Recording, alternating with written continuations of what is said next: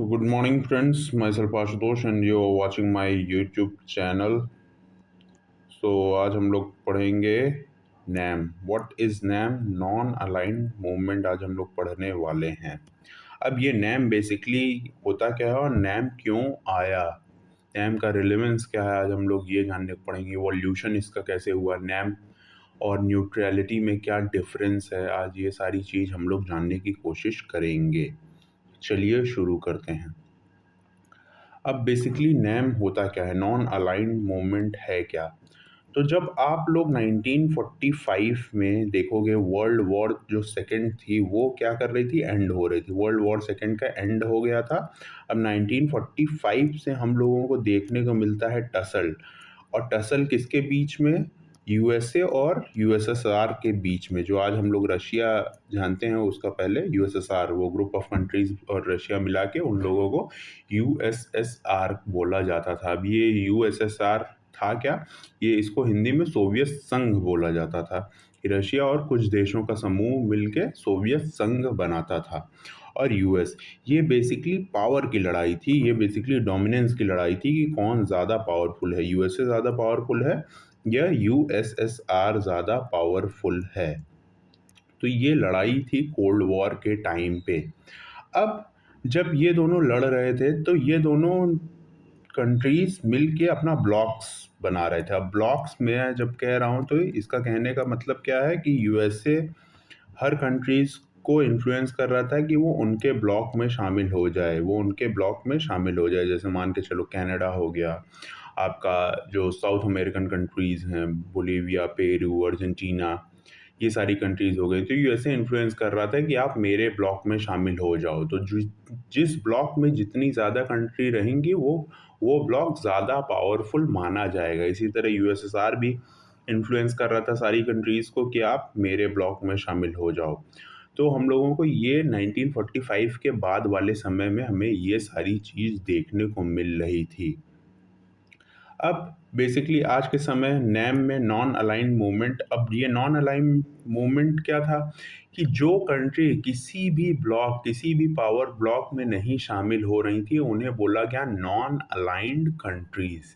कि ना हम यूएसए के साथ रहेंगे, ना हम यूएसएसआर के साथ में रहेंगे. हम, हमारी जो फॉरेन पॉलिसी रहेगी वो हमारी इंडिपेंडेंट फॉरेन पॉलिसी रहेगी. कोई हमें ये नहीं बता सकता कि हमें क्या करना है और क्या नहीं करना है. जो मेरा मन करेगा, जो इन कंट्रीज़ का मन करेगा, ये कंट्रीज़ वही काम करेंगी. न ये यूएसए के साथ जाएंगी, न ये यूएसएसआर के साथ जाएंगी.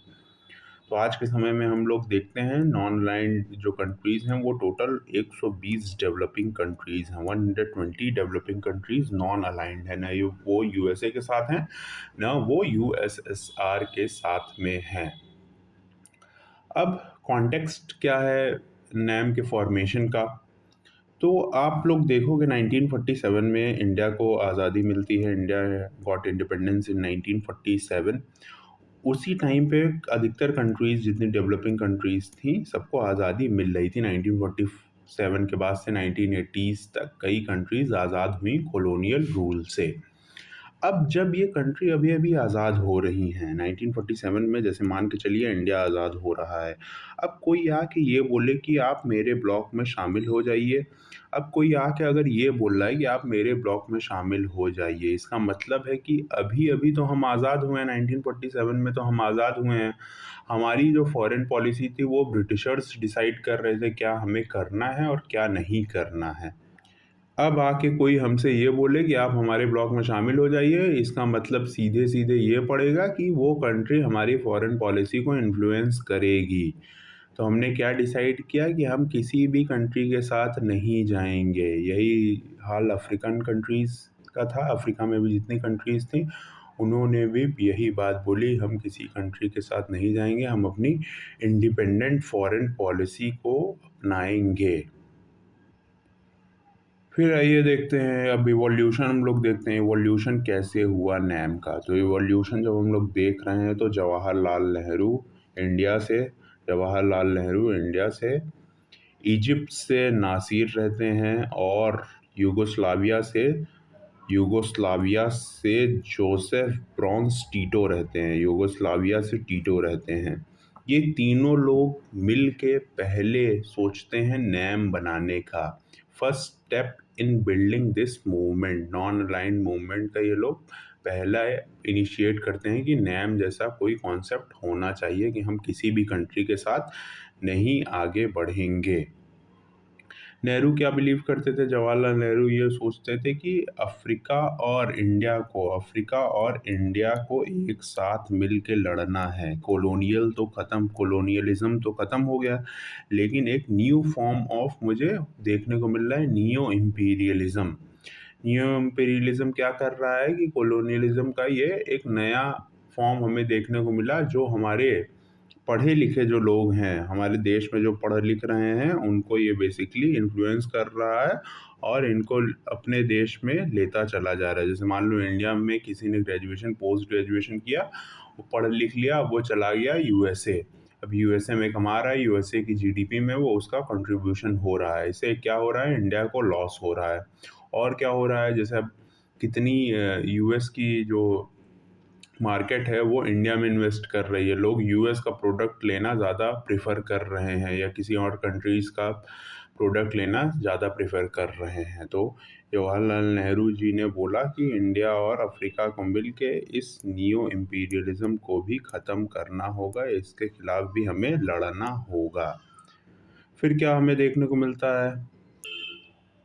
1947 में बेसिकली नेहरू बुलाते हैं किस कॉन्फ्रेंस, जो कि होती है न्यू दिल्ली में। बेसिकली ये कॉन्फ्रेंस एशियन रिलेशन पे फोकस करती है कि कैसा एशिया का रिलेशन होना चाहिए अदर कंट्रीज़ के साथ। फिर वहीं हम लोग 1955 में हम लोग देखते हैं नेहरू सभी लीडर के साथ मिलके, जैसे बर्मा, इंडोनेशिया, श्रीलंका, पाकिस्तान, एक एफ्रो एशियन कॉन्फ्रेंस बुलाते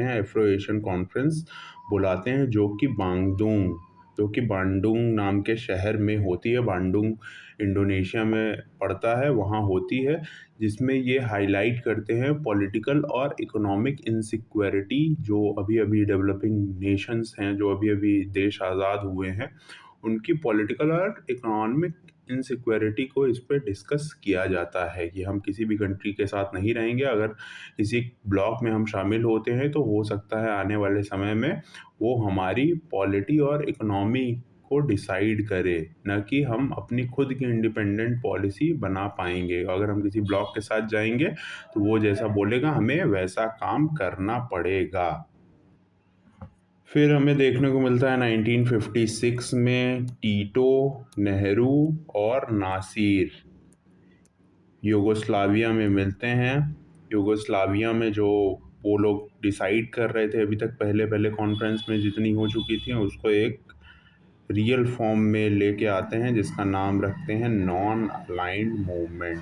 नॉन अलाइंड मूवमेंट 1961 में कॉन्फ्रेंस होती है। उसमें हमें इसका ओरिजिन देखने को मिलता है कि अभी तक जितनी पहले कॉन्फ्रेंसेस हो चुकी थी, उसका रिज़ल्ट हम लोग को देखने को मिलता है कि नॉन अलाइंड मूवमेंट की पहली कॉन्फ्रेंस होती है बेलग्रेड में 1961 में, जहां अपने सपने को सच में ये लोग साकार एक फॉर्म देते हैं। रिज़ल्ट हमें नैम का जन्म हमें देखने को मिलता है 1961 में। अब बेसिकली कई बच्चे कंफ्यूज हो जाते हैं नैम और न्यूट्रलिटी में। नैम बेसिकली एक पॉलिटिकल कॉन्सेप्ट है। पॉलिटिकल टर्म है जो कि दिया गया है हमारे लीडर्स के द्वारा। नैम बेसिकली पॉजिटिव कॉन्सेप्ट है। नैम क्या है? Active participation of countries in foreign policy, in international relation. NAM क्या है? नैम क्या फ्रेंडशिप और कोऑपरेशन को प्रमोट करता है। नैम का ये मतलब नहीं है कि हमें न्यूट्रल रहना है, हमें किसी देश के साथ नहीं जाना है, हमें सभी देशों के साथ रहना है, लेकिन हमें किसी एक ब्लॉक का हिस्सा बन के नहीं रहना है। वही न्यूट्रलिटी हम लोग देखते हैं, तो न्यूट्रलिटी क्या है? लीगल कॉन्सेप्ट है। न्यूट्रलिटी लीगल कॉन्सेप्ट है, नैम पॉलिटिकल कॉन्सेप्ट है। फिर आइए हम लोग देखते हैं क्वालिफिकेशन ऑफ नैम। नैम की क्वालिफिकेशन क्या होगी? नैम का सदस्य बनने के लिए आपको क्या क्वालिफिकेशन रखनी होगी। पहली बात तो जो आपकी फॉरेन पॉलिसी है, किसी भी देश की फॉरेन पॉलिसी है, वो इंडिपेंडेंट होनी चाहिए। वो देश कॉलोनियलिज्म का अपोज करना चाहिए, मतलब कॉलोनियलिज्म के खिलाफ उसे खड़ा रहना चाहिए। और क्या क्वालिफिकेशन होगी? कोई भी नैम कंट्रीज़ जो है वो किसी भी मिलिट्री ब्लॉक का हिस्सा नहीं रहनी चाहिए। मतलब नहीं वो यूएसए के मिलिट्री ब्लॉक का हिस्सा रहनी चाहिए, ना वो यूएसएसआर के मिलिट्री ब्लॉक का हिस्सा रहनी चाहिए। और कोई उसकी बायलैटरल ट्रीटी नहीं होनी चाहिए किसी भी पावर ब्लॉक के साथ। फिर क्या है कि वो जो कंट्री है, नैम जो कंट्री है, अगर आपको नैम कंट्री का सदस्य बनना है तो आप अपनी टेरिटरी को किसी भी फॉरेन पावर जो है वो उसे दान नहीं दोगे। मतलब वो आपकी टेरिटरी यूज़ नहीं करेगा दूसरे देश पे हमला करने के लिए। तो not allowed military base on its territory to a super power. फिर क्या होगा? गोल्स एंड अचीवमेंट्स, आइए हम लोग देखते हैं नैम का गोल क्या था और अचीवमेंट क्या था। नैम का गोल क्या था? And colonialism and neo imperialism. फिर जो हम लोग रेशियल डिस्क्रिमिनेशन देखते हैं कई जगह, वो ख़त्म करना नैम का बेसिकली गोल था। जो भी इनजस्टिस इन डेवलपिंग कंट्रीज़ में फैला हुआ है, जो डेवलप्ड कंट्रीज़ इनजस्टिस कर रही हैं डेवलपिंग कंट्रीज़ के साथ, उसके खिलाफ आवाज़ उठाना। फिर क्या था?